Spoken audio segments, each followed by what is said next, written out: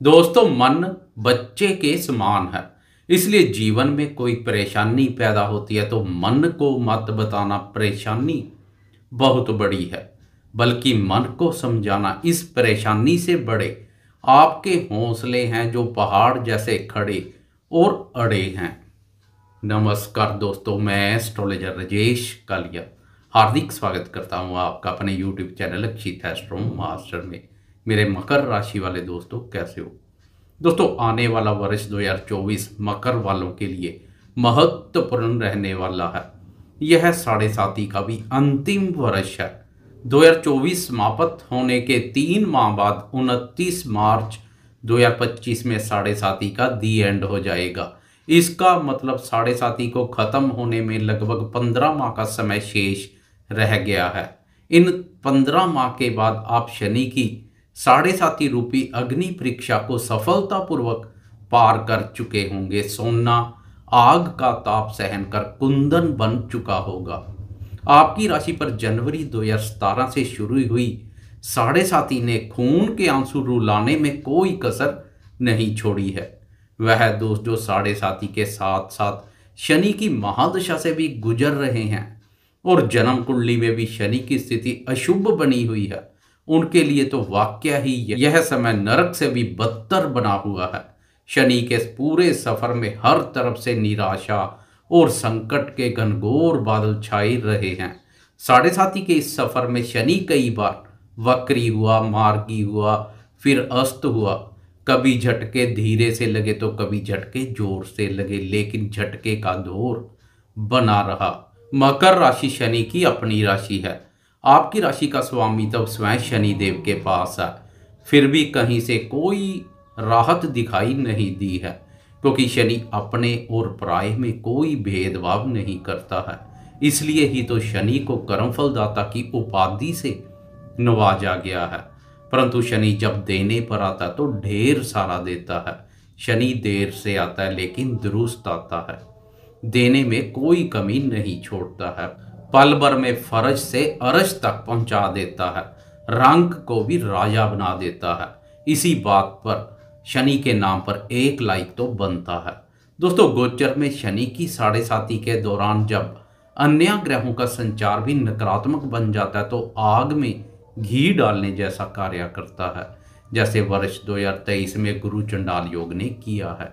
इसलिए यह वर्ष नकारात्मक रहा है। आने वाला वर्ष 2024 पिछले वर्षों की तुलना में काफी सकारात्मक रहने वाला है। राहु केतु हाल ही में राशि परिवर्तन कर उत्तम स्थिति में आ चुके हैं। नव वर्ष में भी उनकी यह उत्तम स्थिति बनी रहेगी। तो 1 मई को देवताओं के गुरु बृहस्पति का भी राशि परिवर्तन अत्यधिक उत्तम रहेगा। ज्यादातर ग्रहों का शुभ गोचर बची हुई साढ़े साथी के अशुभ फलों का नाश कर देगा। जीवन में पेश आ रही विघ्न, बाधा और विपत्तियों से छुटकारा मिलेगा। अन्य ग्रहों के शुभ गोचर से शनि भी मजबूर हो जाएगा प्रसन्नता प्रदान करने के लिए। वैसे भी जाती हुई साढ़े साथी में शनि वह सब लौटा देता है जो साढ़े साथी के दौरान छीना है। जन्म कुंडली में शनि की स्थिति उत्तम है तो उससे दुगना ही वापिस मिल जाता है। इसलिए मन में घर चुकी नेगेटिविटी को निकाल फेंके। कई बार अपनी ही हाई लग जाती है। जनवरी 2017 से आपकी राशि पर साढ़े साथी की शुरुआत हुई थी। साढ़े साथी को शुरू हुए अभी 2 वर्ष ही व्यतीत हुए थे कि जनवरी 2020 को कोरोना काल ने दस्तक दे दी। एक साढ़े साथी ऊपर से सारी दुनिया को प्रभावित करने वाला कोरोना, जब दोनों मिल गए तो धन, सुख, चैन और स्वास्थ्य बुरी तरह से प्रभावित हो गया। साढ़े साथी की शुरुआती पहले चरण में शनि व्यय पर संचार करता है, जो कि अनावश्यक खर्चों में वृद्धि करता है। कहीं ना कहीं से निकलकर खर्चे सामने आ रहे थे। आय नामात्र थी लेकिन खर्चे भंडार भरकर हो रहे थे। इसलिए बैंक बैलेंस में भी लगातार कमी होती गई। शनि ने साढ़े साथी के दूसरे चरण में दाम्पत्य सुख शांति के साथ करियर को बुरी तरह से प्रभावित करना शुरू कर दिया। कई दोस्तों का जीवन साथी रूठ गया तो कई दोस्तों की नौकरी छूट गई। दाम्पत्य जीवन और कार्य क्षेत्र में पंगे पैदा होने लगे। चिंता और परेशानी तनाव का कारण बन गई। अनावश्यक मानसिक अशांति और अनिंद्रा जैसे भाव पैदा हो गए। अब तीसरे चरण ने धन सुख चैन को प्रभावित कर रखा है। मन पूरी तरह से व्याकुल है। मान सम्मान और आत्मविश्वास में कमी के साथ झूठे दोष और कलंक जैसी स्थिति से गुजरना पड़ रहा है। अब चिंता मुक्त हो जाएं। वर्ष 2024 में राहु आपके हौसलों को बुलंद बनाएंगे। आत्मविश्वास में महसूस हो रही कमी दूर होगी। तो गुरुदेव मान सम्मान प्रतिष्ठा बौद्धिक क्षमता और ज्ञान में अद्भुत वृद्धि करेंगे। आत्मविश्वास और मान सम्मान में महसूस हो रही कमी दूर होगी। नव वर्ष के शुरुआती 4 माह अप्रैल माह तक का समय मिला जुला रहेगा। इस समय धन भी आएगा तो खर्च भी करेंगे। अप्रैल माह तक अपनी वाणी का खास ध्यान रखें। फरवरी मध्य से लेकर मार्च मध्य तक वाणी भाव पर शनि के साथ सूर्य संचार करेगा, तो मार्च मध्य से लेकर अप्रैल मध्य के दिनों तक मंगल शनि के साथ संचार करेगा, जो वाणी को कठोर और क्रूर बनाने का कार्य करेगा। नववर्ष में प्रवेश करते समय की ग्रह गोचरीय स्थिति आपके सामने आप स्वयं देख सकते हैं। दोस्तों, गोचर में जैसे जैसे ग्रहों की चाल में परिवर्तन आता है, यह परिवर्तन हमारे जीवन पर गहरा प्रभाव डालता है।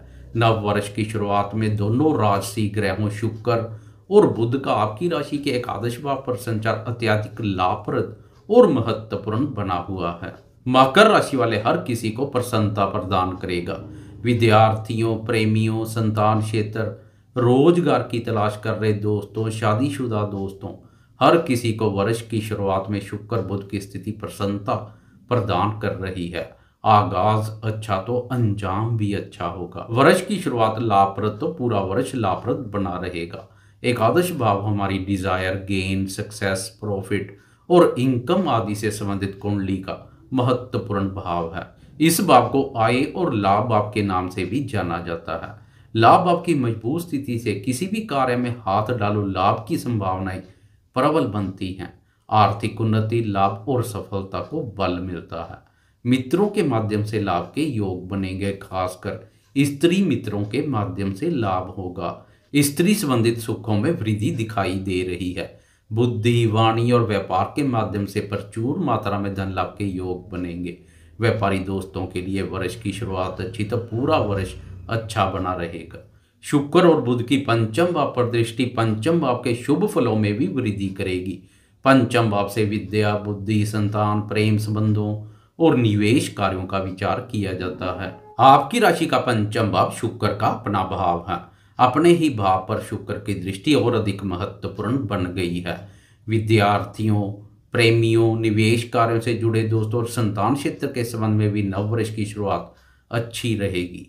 15 जनवरी को सूर्य राशि परिवर्तन कर आपकी राशि में प्रवेश कर जाएगा। 7 जनवरी को बुध तो 18 जनवरी को शुक्र दोनों आय और लाभ भाव से निकलकर व्यय भाव में प्रवेश कर जाएंगे। अब व्यय भाव पर 3 ग्रहों का संचार और शनि का धन भाव पर संचार अनावश्यक खर्चों में वृद्धि कर सकता है। इसलिए जनवरी माह के मध्य से लेकर फरवरी माह के मध्य के दिनों तक फालतू के खर्चों पर लगाम लगाने की आवश्यकता रहेगी। अपनी भावनाओं और इच्छाओं पर नियंत्रण रखें। धन का मैनेजमेंट करके चलें। 14 मार्च तक सरकारी कार्यों से जरा परहेज करें, क्योंकि 13 फरवरी से लेकर 14 मार्च तक धन भाव पर सूर्य और शनि का युति योग बनेगा। इस अवधि में आंखों का भी खास ध्यान रखें। व्यर्थ के लड़ाई झगड़े से दूरी बनाकर रखें। वाणी भाव पर अति शत्रु ग्रहों सूर्य और शनि का युति योग वाणी में सामान्य से अधिक क्रूरता और कठोरता का भाव पैदा करेगा। वाणी के दुरुपयोग से बने बनाए कार्य भी प्रभावित हो सकते हैं।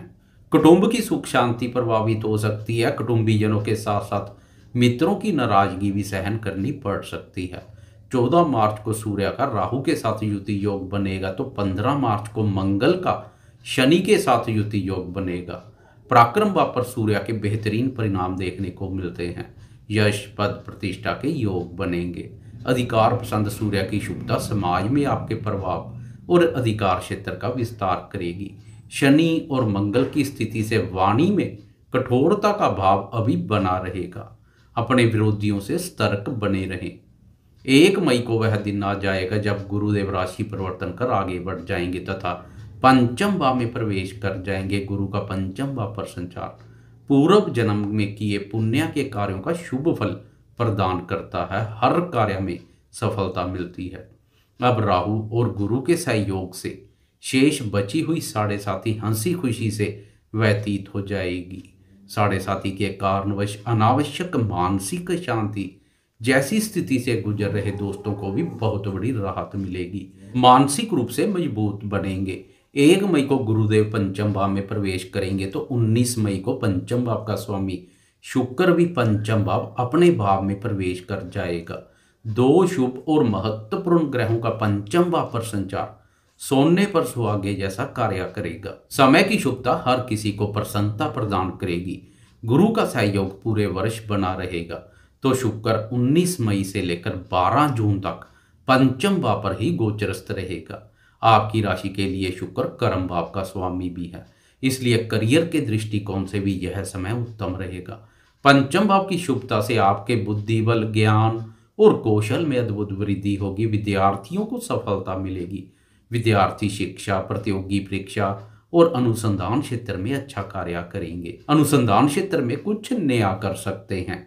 विदेश में शिक्षा ग्रहण की इच्छा वाले विद्यार्थियों को भी गुरु की इस स्थिति का विशेष रूप से लाभ मिलेगा। विदेश में शिक्षा ग्रहण के कार्यों में तेजी आएगी या अपने देश में घर से दूर दराज कहीं शिक्षा ग्रहण कर सकते हैं। गुरु और शुक्र की यह स्थिति प्रेमियों को भी मौज करा देगी। प्रेम संबंधों में एक नई ऊर्जा शक्ति का संचार होगा तथा प्रेम संबंध नई ऊंचाइयों को पार करेंगे। पुराने गिले शिकवे हैं तो वह भी दूर होंगे। गुरु के प्रभाव से प्रेमी अपने प्रेमी जन के प्रति ईमानदार और निष्ठावान बने रहेंगे। प्रेम संबंधों में निस्वार्थ निष्ठा, ईमानदारी, पवित्रता और पारदर्शिता झलकेगी। मकर राशि वाले सिंगल दोस्त नए प्रेम प्रसंगों की शुरुआत करने का विचार बना रहे हैं तो उनके लिए 19 मई से लेकर 12 जून तक का समय प्रेम की अभिव्यक्ति के लिए अधिक उत्तम बना हुआ है। सकारात्मक परिणाम की उपेक्षा कर सकते हैं। निवेश कार्यों से जुड़े दोस्तों के लिए भी यह समय काफ़ी उत्तम रहेगा। निवेश कार्यों से लाभ के मौके मिलेंगे। मेरे वह दो जो शेयर बाजार से जुड़कर रोजगार करते हैं उनके ठंडे तथा मंदे पड़े शेयरों में भी तेजी आएगी। इस अवधि में संतान के नाम पर कोई कार्य व्यापार शुरू करना या नया निवेश करना अधिक लाभप्रद रहेगा। संतान के साथ संबंधों में स्नेह और मधुरता बढ़ेगी तथा संतान क्षेत्र पर काफ़ी सकारात्मक बदलाव देखने को मिलेगा। 7.5 संतान से संबंधित भी चिंता परेशानी पैदा करती है, लेकिन अब पंचम भाव की शुभता संतान से संबंधित सुखों में वृद्धि करेगी। लंबे समय से संतान क्षेत्र से चली आ रही चिंता और परेशानियों से छुटकारा मिलेगा। संतान के स्वभाव में भी चमत्कारी बदलाव देखने को मिलेगा। संतान के इच्छुक नव दंपतियों के लिए 1 मई के बाद का समय इच्छा पूर्ति के अनुकूल अवसर लेकर आएगा। पंचम और नवम भाव कुंडली के त्रिकोण स्थान है। त्रिकोण स्थान को लक्ष्मी स्थान के नाम से भी जाना जाता है। पंचम भाव पर गुरु संचार कर रहा है तो नवम भाव दूसरे त्रिकोण स्थान पर गुरु की दृष्टि पड़ रही है। यह स्थिति हर प्रकार से उत्तम है। दोनों त्रिकोण स्थानों पर गुरु का प्रभाव जो कि भाग्य, धन, सुख, शांति और समृद्धि को दिखा रहा है। भाग्य भाव पर गुरु की दृष्टि भाग्य के बंद दरवाजे खोल देगी। सोया हुआ भाग्य जाग उठेगा। भाग्य की प्रबल शक्ति प्राप्त होगी। वैसे भी भाग्य भाव पर राहु और केतु का प्रभाव भी पड़ रहा है। राहु और केतु जीवन में अकस्मात से होने वाली घटनाओं से संबंधित महत्वपूर्ण ग्रह है। दोनों का भाग्य भाव पर प्रभाव अचानक से भाग्य को जगाने का कार्य करेगा। लंबे समय से मकर राशि पर चल रहे बुरे दौर के कारणवश मकर वालों का ईश्वरीय शक्ति और धर्म पर से भी विश्वास डगमगा रहा है। अब गुरु की नवम भाव पर दृष्टि ईश्वरीय शक्ति और धर्म पर से डगमगा रहे विश्वास में एक बार फिर से अटूट आस्था जागृत करेगी। धर्म कर्म के कार्यों में रुचि बढ़ेगी तथा बढ़ चढ़कर ऐसे कार्यों में भाग लेंगे। दान पुण्य और परोपकार संबंधी कार्य भी संपन्न करेंगे। कोई धार्मिक यात्रा वगैरह कर सकते हैं। पिता के साथ भी संबंधों में स्नेह और मधुरता बढ़ेगी। दोस्तों, नवम भाव के अलावा एकादश और प्रथम भाव अर्थात आपकी राशि पर भी गुरु की दृष्टि पड़ेगी। एकादश भाव हमारी डिजायर, गेन, सक्सेस, प्रॉफिट और इनकम से संबंधित महत्वपूर्ण भाव है। इस भाव को आय और लाभ भाव के नाम से भी जाना जाता है। बड़े भाई बहनों और मित्रों का विचार भी इसी भाव से किया जाता है। लाभ भाव पर गुरु की दृष्टि विभिन्न प्रकार के लाभ प्रदान करेगी, आर्थिक स्थिति को मजबूत बनाने का कार्य करेगी, आर्थिक उन्नति, लाभ और सफलता को बल प्रदान करेगी। आपका आर्थिक ग्राफ बेहतर प्रदर्शन करेगा, आय और लाभ की स्थिति मजबूत बनेगी। बड़े भाई बहनों और मित्रों के साथ संबंधों में मधुरता बढ़ेगी। राजनीति क्षेत्र से जुड़े दोस्तों को भी गुरु की स्थिति का बहुत लाभ मिलेगा। मान सम्मान में वृद्धि होगी। पराक्रम भाव से बाहुबली राहु की लाभ भाव पर दृष्टि, तो बुद्धि स्थान से गुरु की लाभ भाव पर दृष्टि से आप अपनी मेहनत, पराक्रम, बाहुबल, बौद्धिक योग्यता, ज्ञान और कौशल के दम पर लाभ मार्ग प्रशस्त करेंगे। आपकी मेहनत व्यर्थ नहीं जाएगी, मेहनत रंग लाएगी। सोशल मीडिया से जुड़े दोस्तों को भी गुरु के राशि परिवर्तन का बहुत लाभ मिलने वाला है।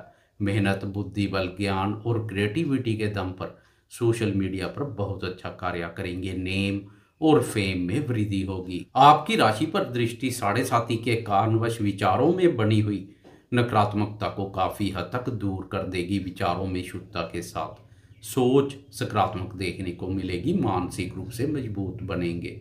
सकारात्मक सोच से स्वास्थ्य भी बेहतर बना रहेगा। आप शारीरिक रूप से स्वास्थ्य के साथ साथ मानसिक रूप से भी स्वस्थ, मजबूत और प्रसन्नता की अनुभूति करेंगे।